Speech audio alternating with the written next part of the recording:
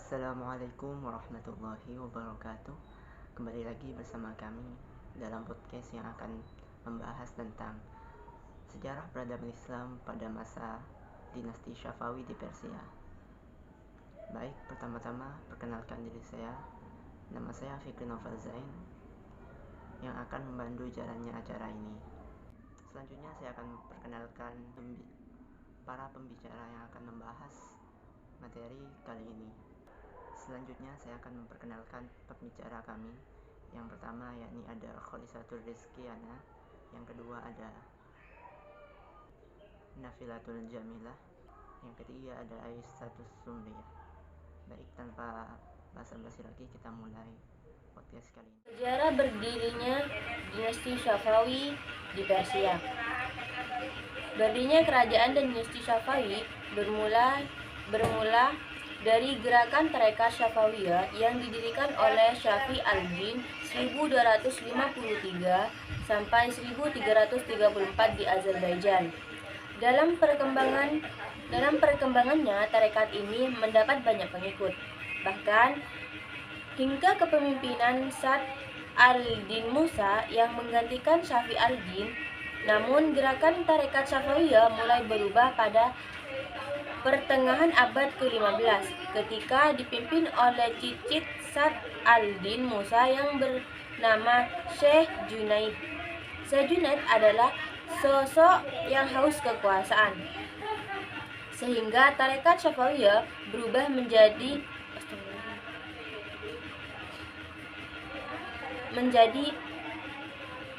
militan dan mulai meluaskan pengaruhnya di bidang politik serta militer. Gerakan Syafawiyah kemudian bergerak ke wilayah Iran, sehingga berhasil merebutnya dari pemerintahan Timuriyah yang didirikan oleh Timur Leng pada abad ke-14. Sejak kemunduran dinasti Timuriyah secara politik, Iran telah terpecah dan lahirlah berbagai gerakan keagamaan beraliran Syiah. Salah satu yang terkuat secara politik adalah Syafawi Kizilbash yang dipimpin oleh Shah Ismail I. Ismail I kemudian mendirikan kerajaan Syafawi pada 1501 yang menjadikannya sebagai raja pertama serta pendiri dinasti Syafawi. Baik, di sini saya akan memaparkan penjelasan mengenai puncak keemasan atau puncak kejayaan dinasti Syafawi di Persia. Yang mana puncak keemasan dinasti Syafawi di Persia terjadi pada masa Shah Abbas I yang mana dijuluki sebagai Shah yang Agung. Dan masa keemasan dinasti Syafawi di Persia di sini terjadi kemajuan meliputi semua bidang. Yang pertama dalam bidang pendidikan. Dalam bidang pendidikan terutama untuk perkembangan madhab Syiah yang didirikan oleh sekolah teologi serta didirikan pusat kajian Syiah di 3 kota, yakni di kota Qum, Najaf, dan juga Mashhad. Yang kedua, di kemajuan di bidang tasawuf, yang mana kemajuan di bidang tasawuf meliputi tasawuf filsafat yang ditandai dengan berkembangnya filsafat ketuhanan yang kemudian dikenal dengan filsafat isroki atau filsafat pencerahan. Dan yang ketiga di bidang politik, yakni kemajuan di bidang politik, adanya stabilitas negara dan perdamaian dengan Turki Utsmani dan juga dinasti Mogul.